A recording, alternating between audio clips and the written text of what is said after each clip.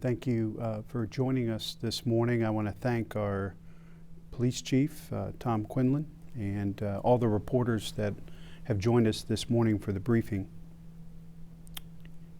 It has been a tough, emotional, painful few days for our great city.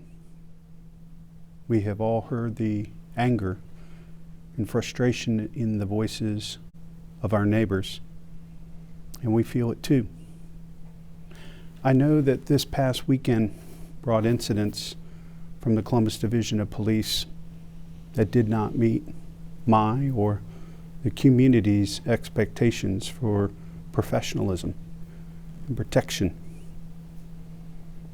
We fell short on protecting public safety while allowing peaceful protests. The goal must be to do both, not one over the other. As you all know, in February, I laid out an equity agenda, an agenda that calls out racism and discrimination where it exists, and my plans to address it. I am committed to that agenda. But we cannot fully engage in the agenda until we acknowledge the deaths of George Floyd and Ahmaud Arbery and countless others that should be alive today but are not. Until we address the racism and discrimination that is marring community-police relations. As we move through the next days and weeks, you can expect clear, tangible actions regarding policing and accounting of what we've implemented from the Columbus Community Safety Advisory Commission and the Matrix Report, and a time frame for additional actions that will be taken swiftly.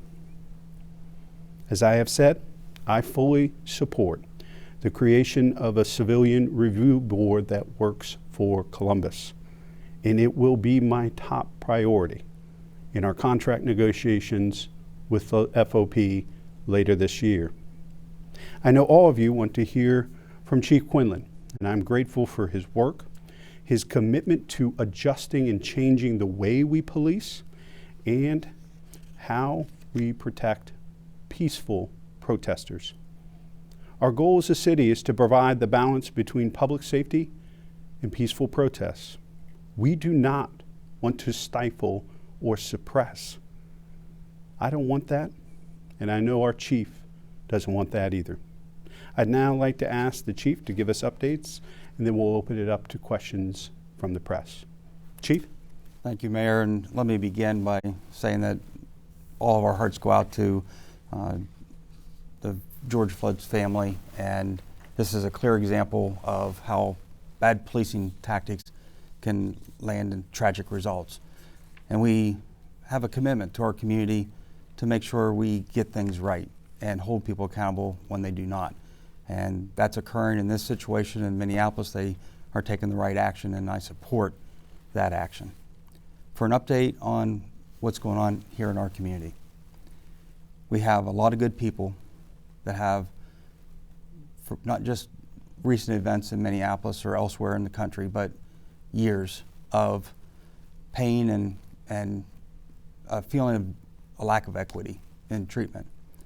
And we have always been open to changing our practice and policies. We continually review them and try to update them. But again, we need the input from the community to help us guide our policies and our tactics that go beyond just what the law allows. We can be more restrictive than what the law allows. We need to know what the community expects from police, and that happens through constructive dialogue. And in this case, sometimes constructive protest.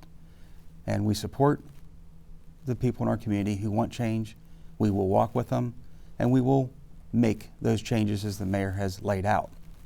And I am committed to that. We do still have other people in our community that don't share the same values as people who want change. They're not committed to the same goals that we share with our community. In fact, they're destructive, they're dangerous, they're putting the good people of our community who want to be heard in danger, and they're putting police officers in danger. I can't expect my officers to go out there and protect the public if I don't take actions to try to protect officers. That I expect that of them, they expect that of me. So we're in this together. We have a shared common goal. We all want to be safe, and that's what I'm committed to. So over the last 24 hours, we've seen changes in how police are interacting with the public and how the public's interacting with the police. And that's the Pelian principle that goes back hundreds of years, and it's working still today. We're listening, and we have good progress being made. We still just need to work on some fringe elements that don't reflect our community.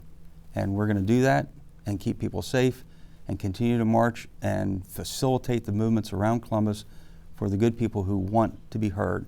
And we've had maybe, I think it was 10 or 11, I think it was 11 arrests last night, mostly for curfew related violations. We did not have any hands-on type of use of force, but officers again were pelted with frozen water bottles and rocks and bricks and other things that put not just the officers in danger, but watching the video, these were occurring where there were people's cars and people in cars and students up around Ohio State University in harm's way by the actions of these individuals.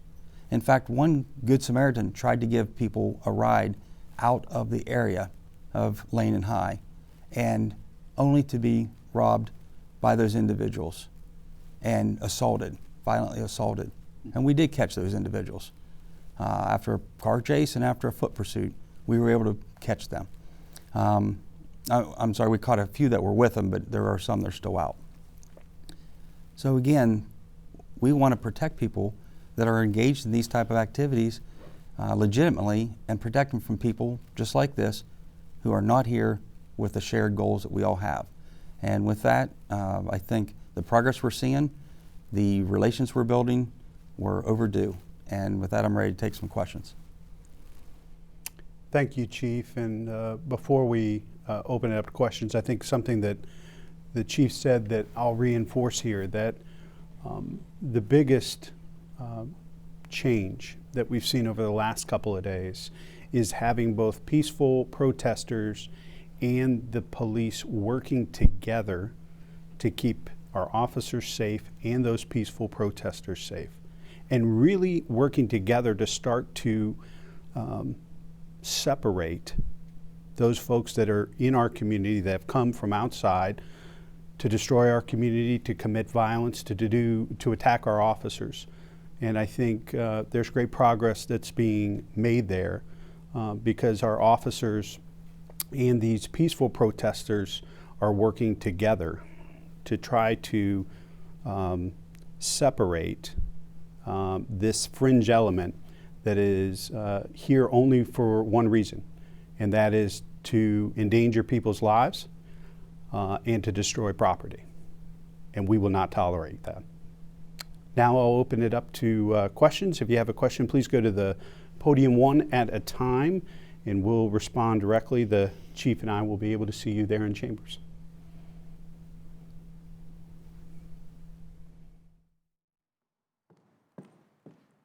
Good afternoon. I'm Danielle Grossman, NBC4.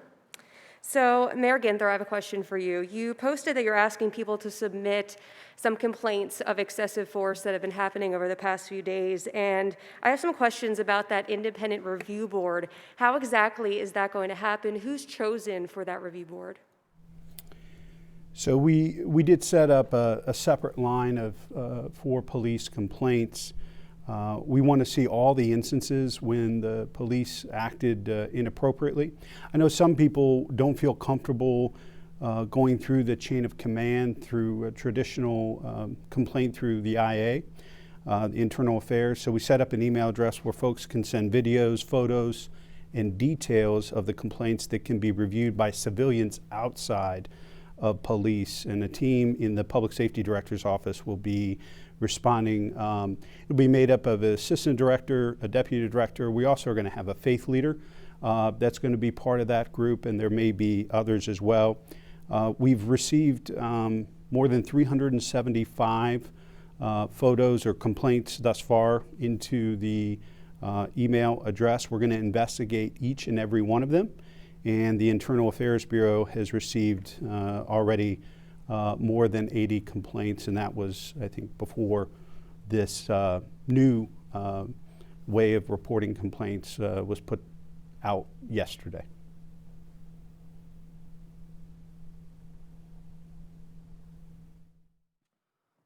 Hi, Mayor. Hi, Chief. This is Nick Evans with WOSU News. Last night, Chief, you talked about an advisory panel that you wanted to put in place to sort of be a bridge until we get to the Civilian Review Board. You guys have also talked a number of times about outside elements, but we haven't seen any specifics with this. I know I've requested the planning documents related to the Chief's advisory panel. I haven't heard back about that. You guys have also, talked about people from outside, but we haven't seen those arrest records yet. Can you, be more explicit about what these changes are that you're talking about to the way that we do policing? And also, are you going to release records related to the arrest so that we can actually have something explicit when you say in these sort of general terms, like here are the changes we want to make. These are these outside elements that are causing the problems that we're seeing. Thank you. Thank you. Regarding the arrest records, we're going to turn those into a PDF and place them online, so you will see, since they are charged suspects as long as they're adults, we will put that out so you can see the individuals that were charged. We have the race of the individual, the sex of the individual, and the zip code, so you'll be able to see that information and follow up on that, what the charges were. And on the Chief's Advisory Panel, what I'm looking to do is create an outlet for a conversation between myself and the community. And the important part of this is I don't want to have a direct influence on who the people are that are on this panel. I want members of City Council, who are your elected representatives, and the mayor to make selections. And the way I've laid it out, and this is all in draft form, this is all something we'll work out. As I envision it, it'd be 12 members. If you get too many, it's too hard to have detailed conversations. So we want to keep it where there can be, everyone can have meaningful input. So I want to have those 12 individuals selected by your elected representatives that meet with me monthly, and I have no qualifications on whether it's maybe a person is a convicted felon. That's fine, as long as there's no active warrants. Anyone in the community that the mayor or the city council select, they will be able to meet with me and discuss what is occurring in the community. I can share body camera footage with them. I can share some administrative investigation reports with them, or whatever they want.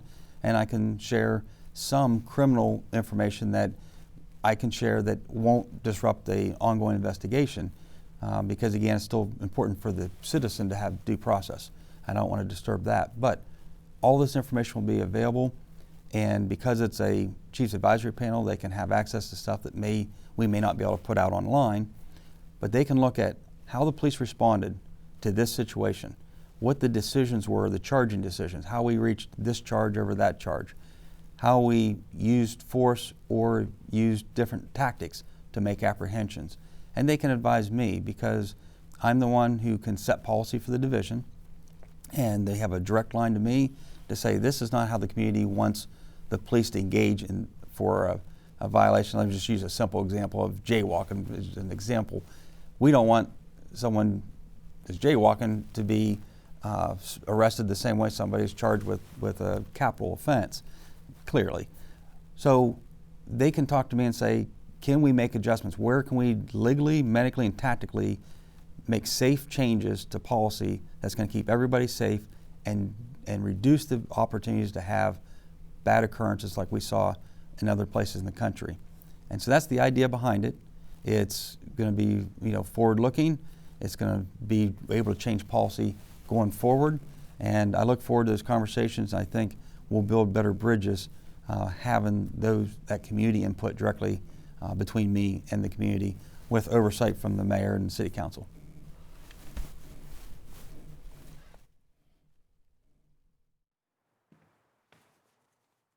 Good morning, Mr. Mayor, Mr. Chief. This is Ori Givens from Spectrum News 1. I'm going to ask about the use of force over the past 5 days. The videos and the pictures that we've seen, obviously there are snapshots in what happened, but there were methods that were used against people in Central Ohio that the public doesn't agree with. There's a petition where thousands say that you both should be removed because of what happened over the weekend. How are you going to make sure that people in this city can trust the police and their elected officials to protect them and not subject them to things like gas or whatever other projectiles were deployed this weekend to suppress protest? I very much appreciate the question, and you're absolutely correct, and that's why I spoke with the chief over the weekend, and as the mayor, I take responsibility for what happens with our division of police. It is my responsibility, and I acknowledge we made mistakes in the way that we engaged, particularly on Saturday, and had a conversation with the chief after seeing many pictures and videos and talking to people personally that we all know and trust and work well together with in the community that were there for peaceful protests. I shared that information and let the chief know that our actions didn't meet the community's expectations or mine.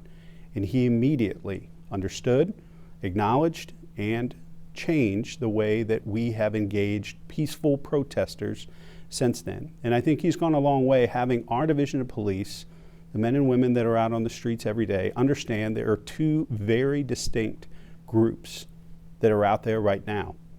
Overwhelmingly, peaceful protesters that we need to protect and make sure that we have positive engagement and interaction with them.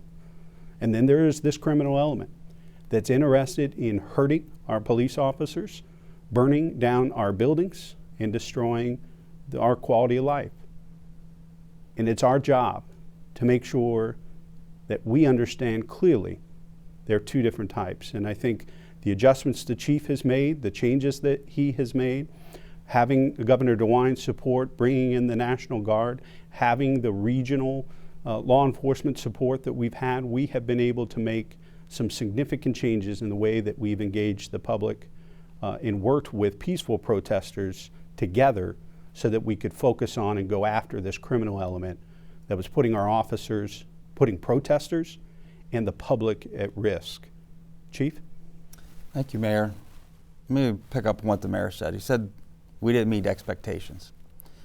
And so I want to build on that because that's exactly what we're focused on. And as Mayor said, there's two distinct groups in our community. Well, there's also two distinct pressures or rules that drive police actions. One of them is a legal standard. Graham versus Connor is the U.S. Supreme Court ruling that determines how and when police may use force. And that's what we typically train to and operate by. The missing piece of that is what the community expectations are for how we exercise our force policies under Graham versus Connor. We can't be more lenient than what the Supreme Court says, but we can be more restrictive. And so that's where the community expectations come in and where we make better informed decisions on training and policy once we hear from the community and find out what the community standard is so we can live up to the expectations.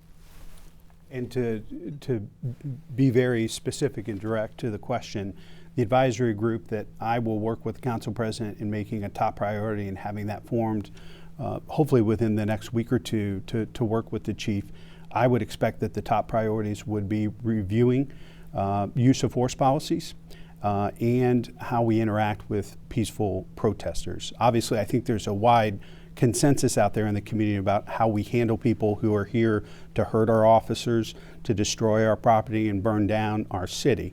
But how we engage peaceful protesters and our use of force policies will be top priorities for this group once they come together and start working with the chief. The chief is absolutely right. We have minimum standards in place with this case law and precedent. But Columbus's expectations are of a 21st century community policing engagement strategy that Chief Quinlan was hired to implement and do based on the matrix recommendations, the Safety Advisory Commission recommendations, and his vision of community policing in a 21st century model. We no longer are going to be a department that operates on minimum standards, but meeting and exceeding community expectations.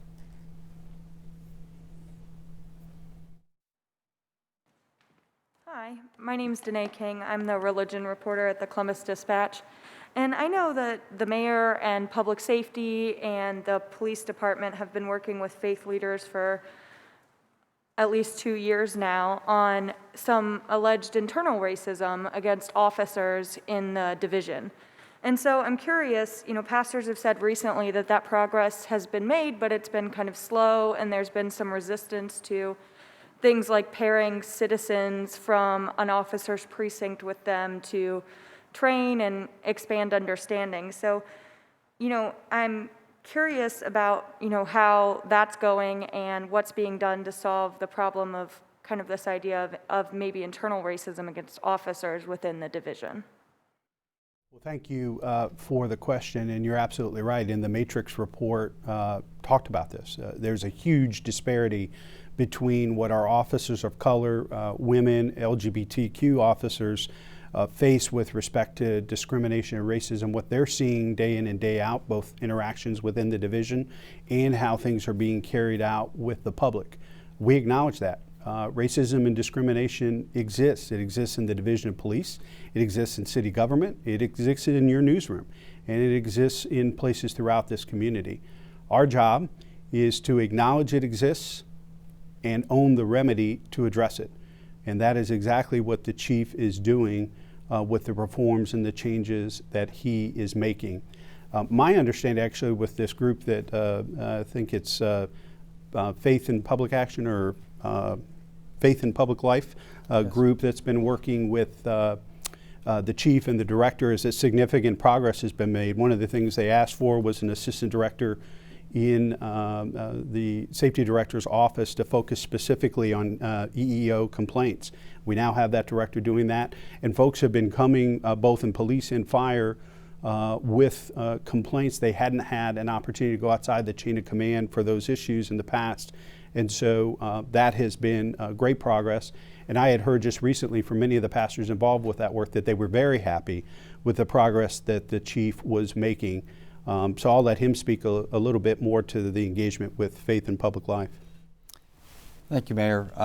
Exactly what I have done is worked with them and met their 7 obligations and outlined exactly where we are at today, where we were when we started these conversations, and where we're heading.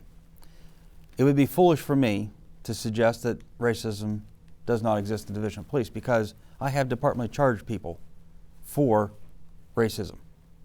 I've held people accountable, and I've made it very clear that I will not tolerate it and that you will not come before me and get a written reprimand or leave forfeiture if you engage in an EEO violation, whether it be racism or gender discrimination or retaliation, anything.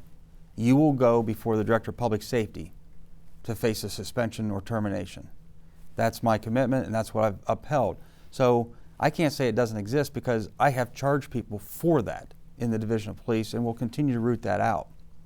And that's been pretty well received by the faith leaders, and I continue to uphold that commitment.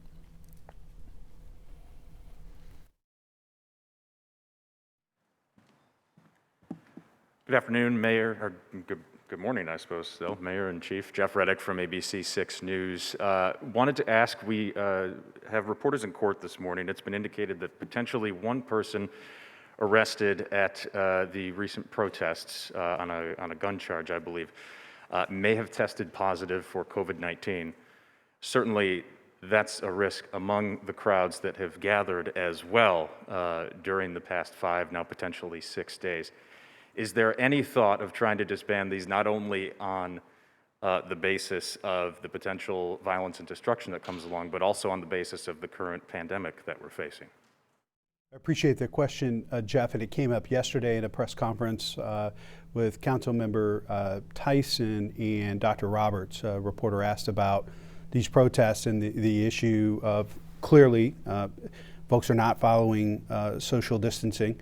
I participated in a couple of protests, and we didn't practice social distancing, but it's critically important that people have the ability to raise their voice, their anger, their frustration, and call for change. So what I've attempted to do, and I've seen a number of folks wearing facial coverings and masks that are protesting. And so what I've tried to do when I participated in protests is lead by example and do my very best to try to keep distance and wear a facial covering and mask. But Dr. Roberts was very clear yesterday in the press briefing.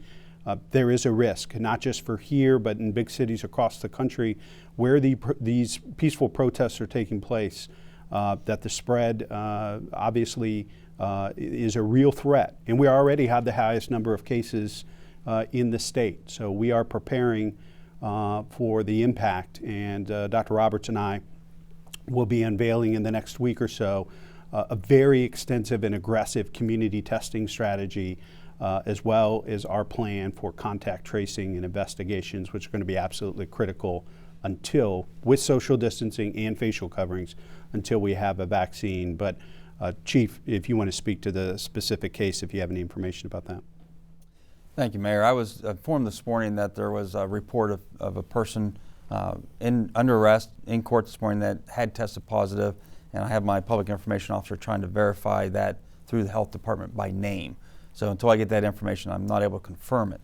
But it does go back to overall concerns. We are still in a global pandemic. We still need to hear from people, but the concern is not only are people at risk because of the pandemic and COVID or the coronavirus, but they're also officers at risk because there is no way for any of us out there in this situation to provide the safety that we need, and we've been practicing for so many months and made such good progress. I don't want to see this unwind that progress. So we need to find a way to listen and make change and still keep people safe. That's always our goal. And I'm concerned that with the exposure officers have, that we could see more of a surge, which will also take officers, put them in quarantine, and create a handicap on us to be able to continue to provide the level of service that we are. So as people protest, as people come downtown and have their voices heard, just please keep in mind that there are continuing risks, and officers are very, I'm very proud of the fact that they're going out there despite the risk and putting themselves in danger as they do for everything and keep the public safe. You'd be able to, as a follow-up, Chief, would you be able to describe what you know about the student journalists that reported and had video of themselves being maced near the campus area last night, and why that may have occurred?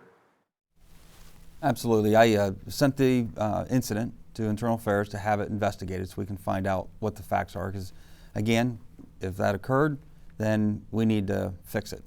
If there's more to the story than a single video or a single snapshot, which I've seen some videos from other angles that give new perspective to it, then I think the officers also deserve a full investigation and review of what happened to either hold them accountable or show that they acted appropriately. In this case, the curfew was not the issue.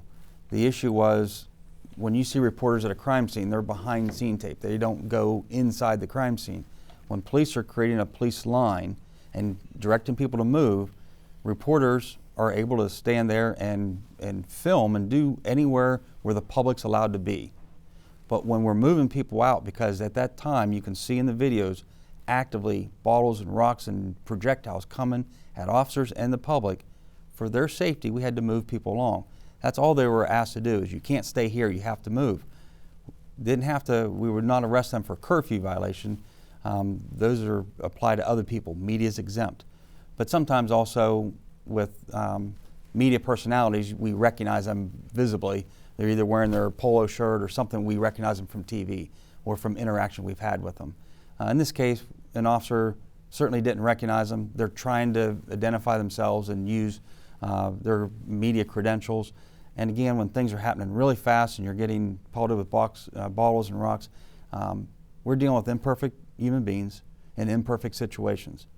Mistakes will happen, and we will take action to correct them and make sure that we do not allow our mistakes to be repeated.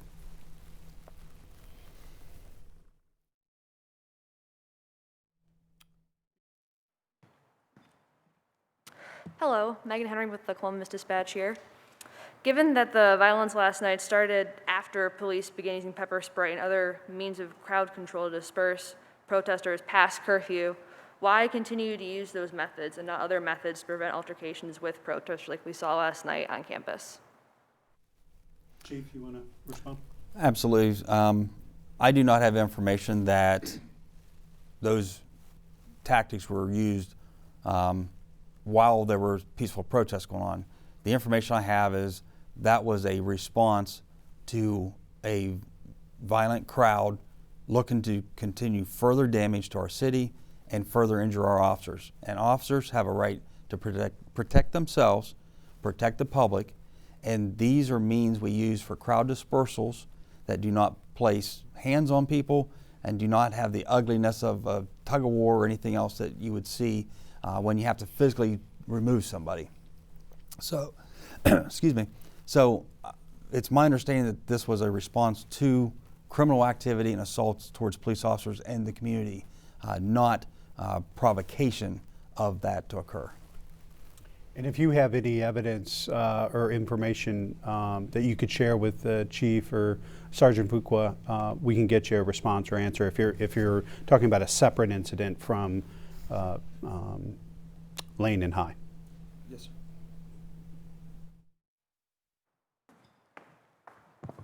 Hello, Haley Colombo from Columbus Business First. Mayor, you mentioned there are distinct groups of people who are causing property damage and those who are peacefully protesting or members of the media. Chief, you just said that when things are happening really fast, it can be hard to tell, like you just mentioned in the case with the student journalist. What do you say to those who are criticizing that you are not adequately distinguishing between those groups? As well, the mayor said that there were 100 cases of property damage as of Saturday. Where does that number stand now? Chief? The last numbers I saw were still just slightly over 100. I'm getting a report prepared for me every day, and I have not had the report forwarded to me this morning because of other activities I've been preparing for. However, on the student activities and trying to identify people, keep in mind, this is very visible and people know who we are. But there's other officers out there that are in plainclothes, for instance. You won't readily identify, they're not readily identifiable. When you have a crowd of people wearing bulky clothes and just maybe have a lanyard on, and officers their attention's being drawn in 100 different directions, sometimes, again, imperfect human beings in imperfect situations, it's difficult. There's no malice involved, there's no intent, it's just a very chaotic situation. And in that regard, I'd ask the public to have some patience and please comply, and we'll work it out afterwards. But please don't stand there and argue. Move along and comply, and we'll fix this after the fact so there's nothing bad happens. I guess the only thing I would add, I've been to a number of the businesses that have been damaged, spoke to business owners and going to visit some others here today. A lot of these small businesses had been closed for several months. We're just starting to reopen post-COVID, and it will create significant challenges. There will be some small businesses that do not come back. There has been significant property damage. We don't have evidence to directly link it, but we have a strong feeling that the fire, massive damage of a new development on Topiary Park was conducted by this nefarious, dangerous criminal element that we've spoken to, who is trying to hijack this movement of peaceful protesters to put officers at rest, the public at risk, and to burn our city down. That was a $28 million development. So these are real impacts that are going to create additional job losses and negative economic impact. And so as proud as we are to welcome and protect and encourage public protests, that are peaceful, we have to be laser focused on this criminal element who's putting our officers, our neighbors, and our businesses at risk. And that's what this continued work. I will say that this is the first time we have seen as a community, and certainly our division of police, the types of ongoing protests over an extended period of time where nationally we've seen this. These fringe element criminal groups have attempted to hide and hijack peaceful protests. And so it is challenging to know that there are criminals amongst these peaceful protesters who seek to hurt our officers, our neighbors, and our city. And we're doing our very best. And when we make mistakes, we will acknowledge them and we will improve upon them. Because the ability to peacefully protest is at the heart and core of our country and our values as a community.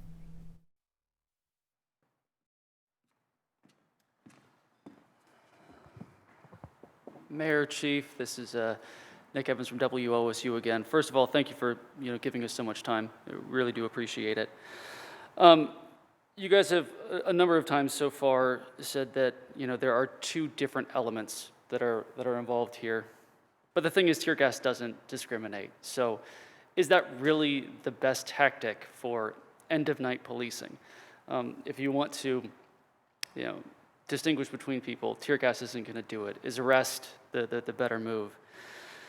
And then also, Chief, I understand this is two questions at once. I apologize, but we saw images yesterday, early on in the evening, of you and other leadership officers milling with the crowd. But then at the end of the night, for the second night in a row, we saw the curfew enforced with tear gas and pepper spray. So what do you say to residents who see that first show of support as disingenuous? Thank you. Well, the issue of dealing with peaceful protesters, as you saw yesterday in the downtown area, was a welcome relief. And we've been able to start building bridges and get on a path to this remedy that is so overdue. What you saw in the campus area were people who were not downtown peacefully protesting, but were up throwing bottles and rocks and getting ready to create more damage in our university area. We had to take some action to distinguish between those who we want to walk with and want to work with and want to hear from, and those that are here just to either create havoc or force some other agenda on the city that has nothing to do with what the real heart of this is about, racism and public servants. The use of chemical agents and other munitions that are used to disperse crowds is not discriminate. They saturate an area, and that's the way these items work. Because our goal is not to have to go put our hands on people, make physical arrests, take people's civil rights away, which we have the authority to do, to take their freedom away, but that's not our goal. We want them to leave the area and disperse. That's the idea of the agents we're using, is to get people to move, not to have to then take people, put a criminal charge on them, have that on their record, have to go to court, have to hire an attorney. We just want them to leave and stop damaging our city.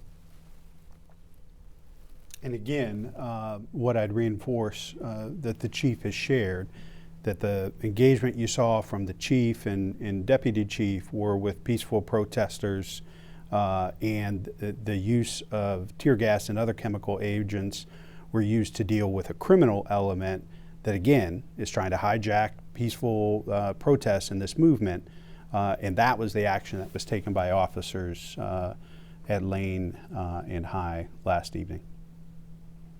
There is a difference, and we're going to continue to have to remain focused on treating these two very different groups. Overwhelming majority of peaceful protesters and a very small element of criminals.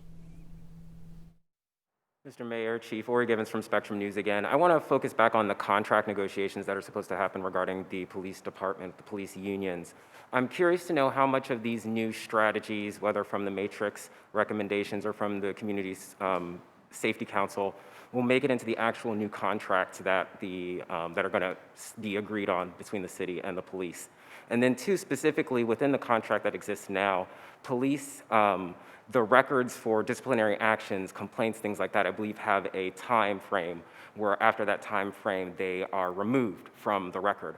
Would the city explore making that time frame either longer or eliminating it altogether so we can have a record of the actions of police who may be some of those quote unquote bad apples? Excellent questions, and absolutely. There are a number of things that the chief has already implemented from the Matrix report and the Safety Advisory Commission. We're going to be bringing the commissioners together to give them an update on that work, I think later this week or early next week, so the chief can lay out all the work that he has already done. There are a few that will require engagement and contract negotiations, but I have been very, very clear. I agree with the council president that a civilian review board will be the city's top priority in this round of negotiations. But as the chief has already shared, he is forming an advisory group right now on policy. And he can change policy of the division and how we engage, when we use force, how we engage peaceful protests, all those types of things. And I want to get that group formed immediately. Because we want to make sure that the policies we have in place meet community expectations, not minimum legal standards. And that's what the chief has outlined here today that we are committed to do. And we know that expectations of the community will change over time. And our job is not to police based on minimum legal standards, but meeting and exceeding community expectations. So this will be an ongoing piece of work to make sure that everybody in our community feels served and protected as opposed to policed. And the other question, I'm trying. That remove records after a certain period of time, disciplinary records? We've made some progress on that. That was one of our priorities. I think in the last round of negotiations, there were some changes made to extending the time in which complaints could be filed. And I agree with you. I think that we need to have a longer period of time for things to stay in people's records. Most people that work, things stay in their file and are part of their record for a good part of their career. The other thing that the chief is working on is having an early intervention system in place for officers who may not be able to bring their very best to work because of things going on in their personal lives, or over time have continued to have complaints or issues raised about their conduct or engagement with the public. And so he's continuing to work on putting that together. And then obviously, we're very interested in the way the chief has made changes to make sure that our officers are getting the support they need, with mental health and wellness and other things. We know our officers can't bring their very best to work, whether in the midst of a crisis like this or in their day-to-day work serving the public, unless we're taking care of them and making their health and wellness, not just physical, but mental health and professional development, a top priority as a city. Chief, any additional comments? Oh, I'll add to that is I'm management, and I'm on the mayor's team, and any expansion of management rights are very welcome to me.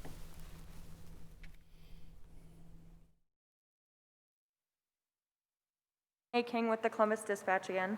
I'm curious, I noticed, Chief Quinlan, that you walked with protesters and Deputy Chief Knight last night, and I'm curious kind of what changed between Sunday at midnight and yesterday evening, and why the decision to walk at all, and also why the decision to do it last night.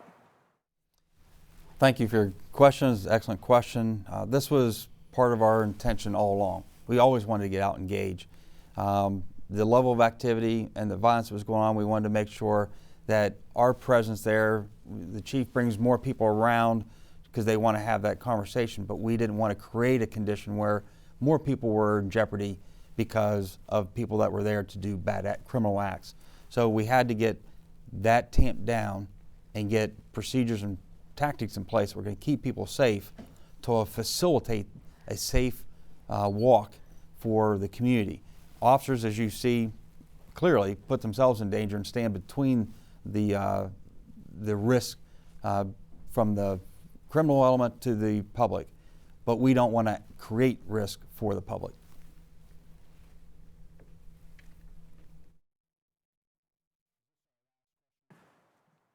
Ted Hart from NBC4. During the pandemic, Mr. Mayor, we talked about how tax collections, tax revenue was down. The city was already suffering economically as a result of the pandemic. And we know these businesses, a lot of these businesses have been closed for weeks and now are going to be closed again for some time because of the damage. Could you talk about the economic toll of all of this on the city, as well as the toll on the city's image, and some sense of perhaps the long-term damage done here to the city? Great question, Ted. I don't know if I have complete and accurate answers to give you, but I'll give you the best of what I got right now. Clearly, we knew before this crisis that revenue was going to be down, which is all the more reason why we put aside, money in our rainy day fund, our basic city services fund, our workers' comp rebate, as well as not spending nearly $20 million that had been budgeted for this year, got all of our departments to really prioritize and focus. And so we've been able to realize a savings of an additional $20 million through that work. Obviously, there's going to be significant costs for law enforcement, for public service, for public health, dealing with this crisis, but also in response to COVID-19. We are very fortunate that we received $157 million as part of the CARES Act. And Senators Portman and Brown have worked very hard with Secretary Mnuchin and folks in Washington to provide additional flexibility on how those resources can be spent in our COVID-19 response. I would say that I think, we are entering a time now where if we continue to focus on racism and discrimination and take concrete action steps moving forward, that we will be able to move out of this crisis and fully focus on fighting the global pandemic that still threatens so many of our neighbors.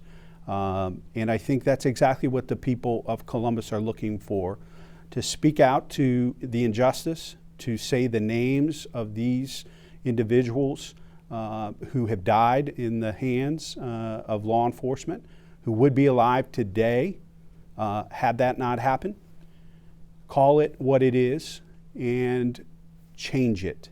Own the remedy and own the change. And that way we can move forward to devote most of our attention after we do this work to fighting the global pandemic. Dr. Roberts and her team and many other folks are, completely focused on our response to COVID-19. As I said, we'll be rolling out our very aggressive community testing strategy and contact tracing and investigations effort. To speak to your other question about the long-term impact of Columbus, I think we're continuing to see, the Columbus way, believe it or not. Even in this crisis, the way law enforcement is now, they've changed their engagement and approach with peaceful protesters. You now have peaceful protesters calling out and sharing information about criminal elements to police because they know they're a threat to this movement and the work that we're all focused on moving forward. You've got leaders in the community that are going to be sharing an action plan later today for not just the city government, but the state government, the federal government, for the private sector, for nonprofits. That calls us to account to take action to fight racism and discrimination and inequity. So you're seeing elements of that, and I think that that is what will guide us through this crisis, fighting the global pandemic, and putting us on a road to recovery. But we can't get there until we do this very difficult work right now. Kevin Landers, WBNS 10 TV. Thank you, Mayor, for this opportunity to talk with you today.